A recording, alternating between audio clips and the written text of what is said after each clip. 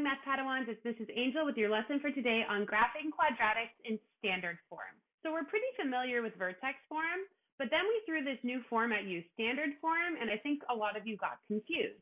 Vertex form is nice because it shows us all the different transformations, and it's a lot easier to find the vertex.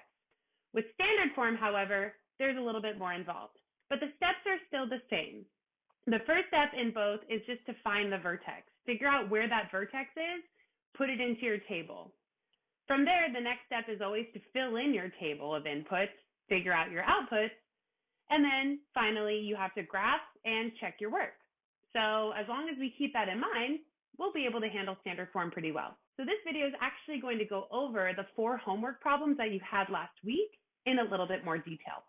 So grab those problems and let's get started. Let's go ahead and get started. So our function here is y equals x squared plus 2x minus 3. So my first step is to find the axis of symmetry. So looking at this function, I can tell that the leading coefficient, or the value of a, is 1, and the value of b, which is the coefficient of the second term, is 2. So to find our axis of symmetry, we set up our formula. X equals negative b in this case meaning 2, divided by 2 times a in this case meaning 1. From here, we just do the math and simplify. That would be x equals negative 2 over 2, or x equals negative 1. So now that we found the axis of symmetry, you've also found the value of x for your vertex. So what I would do next is put that point directly into your table. Once you've found the x value of your vertex, all you have to do is plug it into your function to find the y. So y equals negative 1 squared plus 2 times negative 1 minus 2. That's 1 plus negative 2 minus 2. Negative 1 minus 3 is negative 4. So the y value of my vertex is negative 4, and I can come along here and plot that point. So if our vertex is at negative 1, negative 4, then we need to either plug in negative 2 and negative 3, or 0 and 1. I feel like 0 and 1 are going to be a lot easier to check, so I'm going to plug in 0 and 1. Y equals 0 squared plus 2 times 0 minus 2. That's 0 plus 0 minus 3, and that is an output of negative 3. So assuming my math is done correctly, I can also assume that my output for negative 2 will also be negative 3. Negative 3 and negative 3. Next, I'm going to plug in 1. Y equals 1 squared plus 2 times 1 minus 2. Y equals 1 plus 2 minus 2. 3 minus 3 is an output of 0. So 1, 0 and negative 3, 0 are my last 2 points. So to check my work, I have to check that my vertex is in the right spot. To do that, I just want to make sure that my points that are 1 away from the vertex both have a value of negative 3. So let's go ahead and check that work really quick. Well, I've already checked my b plus 1 point right here. So I feel pretty confident that that math is already done. Let's just plug in negative 2 to make sure it also has an output of negative 3. Y equals negative 2 squared plus 2 times negative 2 minus 2. That's 4 plus negative 4 minus 2. 0 minus 3 is an output of negative 3. So since they both had an output of negative 3, I know my vertex must be in the same spot, because the point at my vertex is where all points will start to reflect and be the same as each other. Another way that you can check your work before you actually go in and draw your parabola is using the pattern of A, or what's called the rise. If we recall from our parent function, our rise is always 4, 1, 0, 1, 4. Well, depending on whatever the value of a is, that pattern is either going to be the same in your new function, or it's going to be stretched, shrunk, reflected. Well, since our value of a here was 1, it appears that this pattern is going to follow the same pattern as our parent function. 1 away, the rise is 1.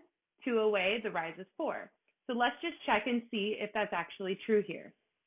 1 away in either direction was a change of plus 1, and we can also see that in the graph. 2 away in either direction was a change of plus 4, negative 4 plus 4 is 0, which we can also see in our graph. So now that we've checked that our vertex is in the right spot and the rest of our points match that same pattern, I think it's safe to say that we can graph our parabola. And this problem is done. It looks like in problem 2, the value of a is negative 1, which means I'm already going to predict that this graph is reflected, because multiplying by a negative will cause all of your outputs to probably be negative, or at least eventually be negative. The value of b here is -8. So now I'm just going to write out my formula for axis of symmetry. X equals -b, which would be -8, divided by 2 times the value of a, which in this case is -1. Let's complete this math. X equals positive, because negative times negative is positive, over negative 2, which means X equals -4. So since my axis of symmetry is at -4, the next thing I'm going to do is put -4 as the x value of my vertex in the table. Now I just need to find the y value. To do that, I'm going to plug in -4. Y equals -4 squared minus 8 times -4 minus 20. That's -16 minus -32 minus 20. -16 plus 32 minus 20. That's 16 minus 20, or -4. So my vertex is going to be at -4, -4. And again, I can already predict it's going to be opening down because there is a reflection here. From here, we can fill in the remaining points in our table. And we just have to pick points to plug in. So unfortunately, we can't avoid negatives here, so I'd rather just plug in smaller digits. I'm going to plug in -3 and -2, starting with -3. Y equals -3 squared minus 8 times -3 minus 20. Y equals -9 minus -24 minus 20. That's -9 plus 24 minus 20. Y equals 15 minus 20, and y equals -5. Assuming that my pattern is correct, I can also assume that my other point will be at -5, -5. So here we go, -3, -5, and -5, -5. Now let's plug in -2. Y equals -2 squared minus 8 times -2 minus 20. Y equals -4 minus -16 minus 20. Y equals -4 plus 16 minus 20. Y equals 12 minus 20, and y equals -8.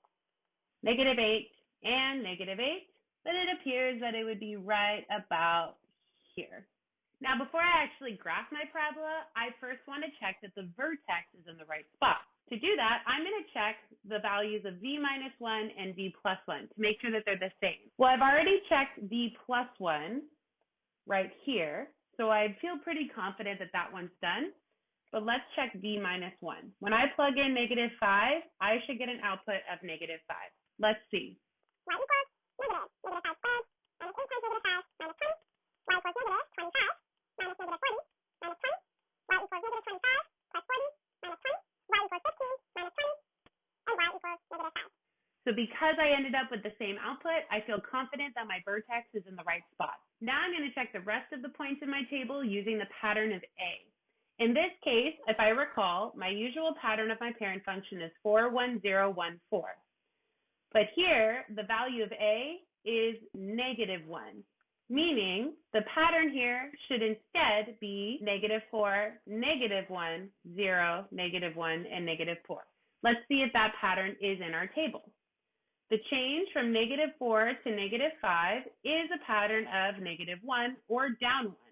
So as I move 1 away in either direction, the rise is down 1. As I move 2 away in either direction, -4 minus 4 is how I get to -8. So now that I feel confident that everything is correct, I can go in and actually graph my parabola. And problem number 2 is complete. Problem number 3, interesting. Now we have a leading coefficient greater than 1. So already, because this is 2, I'm going to predict this graph is going to stretch. So A is 2, and B here is -8. So let's go ahead and use our formula to find the axis of symmetry. X equals -b, which in this case is -8, divided by 2 times A, which in this case is +2, and simplify. X equals +8 divided by 4. That would be an axis of symmetry of 2. So right away, I know that if my axis of symmetry is at x equals 2, the x value of my vertex is also at 2. That's going to go directly into my table. Once you find the x, you just have to find the y. So let's plug in 2 to find the y value of our vertex. Y equals 2 times 2 squared minus 8 times 2 plus 4. Y equals 2 times 4 minus 16 plus 4. Y equals 8 minus 16 plus 4. Y equals -8 plus 4, and y equals -4. So it appears that our vertex here is at 2, -4. 2, -4. If that's our vertex, then let's find the rest of our inputs. In this case, I would rather deal with 1 and 0 than 3 and 4, so those are the numbers that I'll plug in. Let's start with 1. Y equals 2 times 1 squared minus 8 times 1 plus 4. Y equals 2 times 1 minus 8 plus 4. Y equals 2 minus 8 plus 4. Negative 6 plus 4, which is negative 2. So it would appear that my outputs here would be at 1, negative 2, and 3, negative 2. Finally, I'm going to plug in 0, the easiest number of all time to plug in. Y equals 2 times 0 squared minus 8 times 0 plus 4. That's 0 minus 0 plus 4, and y equals 4. So 0, 4, and 4, 4. 0, 4, and 4, 4. Now, before I actually draw in my parabola, I'm going to check the value of the vertex by making sure that v minus 1 and v plus 1 have the same output. So I've already checked v minus 1 here and got an output of negative 2. So all I really have to do is check v plus 1. When I plug in 3, do I have an output of 2? Let's check that. Y equals 2 times 3 squared minus 8 times 3 plus 4. Y equals 2 times 0 minus 24 plus 4. Y equals 18 minus 24 plus 4. That would be y equals negative 6 plus 4, and y equals negative 2. So since I ended up with the same output when y equaled 1 and y equaled 3, I feel pretty confident that my vertex is at least in the right spot. I can quickly check the rest of my points by observing the pattern in the table. So if my parent function pattern is 4, 1, 0, 1, 4, I'm multiplying that pattern by the value of a. A here was 2, which means instead of increasing by the same as my parent, it's increasing by twice as much, meaning the increase instead should be 8, 2, 0, 2, and 8. Let's see if that pattern is in our table. Starting at the vertex, as I move 1 away in either direction, negative 4 plus 2 is how I get to negative 2. I can observe the same change in my graph. That change is usually a rise of positive 1, but because this graph is stretched by a factor of 2, that rise has doubled. What about the change from 2 away? As I move 2 away, the change from negative 4 to positive 4 is a change of positive 8. Let's observe that in the graph. 2 away, 1, 2, 3, 4, 5, 6, 7, 8. So again, normally that change is 2 away, increase 4. That change has now doubled because I'm stretching this graph by a factor of 2. Now that I've checked in all possible ways, I can go in and graph my parabola. And question 3 is complete. Finally, we come to question 4. This not only brings in fractions, but also a negative leading coefficient. So I can already predict here that because my leading coefficient A is negative 1/2, this is not only going to reflect, but it will also shrink. To find the axis of symmetry, I also need to identify that B here is 2. Let's use the formula. X equals negative B, which in this case is positive 2, divided by 2 times A, which in this case is negative 1/2. Let's do the math. X equals negative 2 divided by half of 2 is 1, that'd be negative 1. And it looks like our axis of symmetry is that x equals 2. So I'm taking that and putting that as the value of x for my vertex in my table. From here, I can plug in to find the value of y. Y equals negative 1/2 times 2 squared plus 2 times 2 minus 5. That's negative 1/2 of 4 plus 4 minus 5. That's negative 2 plus 4 minus 5, which would be 2 minus 5, or negative 3. So now that I found my vertex at 2, negative 3, I feel comfortable plotting that point. From here, I have to find the rest of my inputs. Again, I would rather deal with 1 and 0 than 3 and 4, so that's what I will plug in. Starting with 1. So y equals negative 1/2 times 1 squared plus 2 times 1 minus 5. Y equals negative 1/2 plus 2 minus 5. Y equals 1 and 1/2 minus 5. 1 minus 5 is negative 4, 1/2 y would be negative 3, and 1/2.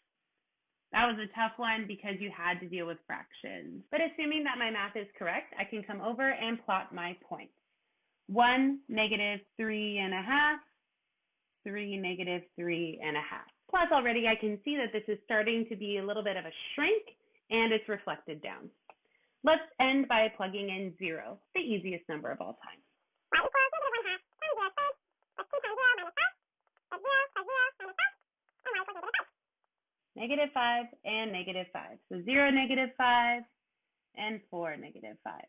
Of course, before I actually draw in my parabola, I'm going to check that my vertex is in the right spot by checking v minus 1 and v plus 1. If those produce the same output, then I feel pretty good about my vertex being in the right spot.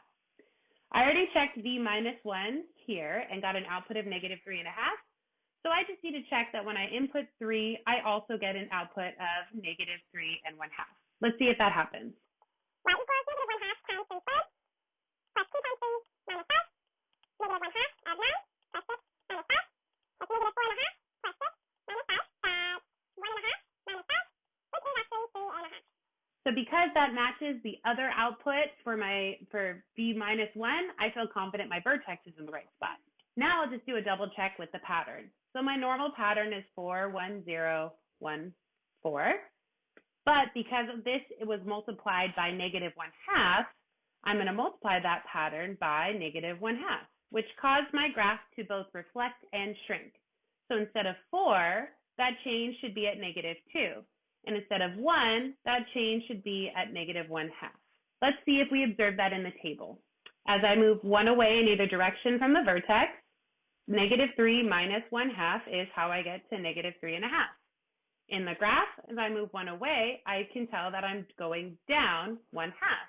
As I move 2 away from the vertex, the change or the rise here is, well, let's see, negative 3 minus 2 is how I get to negative 5. In the graph, 2 away minus 2. Now that I've double checked this, I can go in and graph my parabola. And number 4 is also done. So standard form is a little funky, and it's not always the easiest form to use, but just remember these series of steps. Start by finding the vertex, using the formula for axis of symmetry, fill in the rest of your table by evaluating, graph, and check. You check the vertex by checking the points on either side, make sure that they're the same. If not, you need to go back to step 1 and double check your math for the vertex. And then you can check the rest of the points in the table using the pattern of A. Your normal parent function is 4, 1, 0, 1, 4. You're going to multiply all of that by A to find the pattern of your new function. That's it for today's lesson. I will see you next time.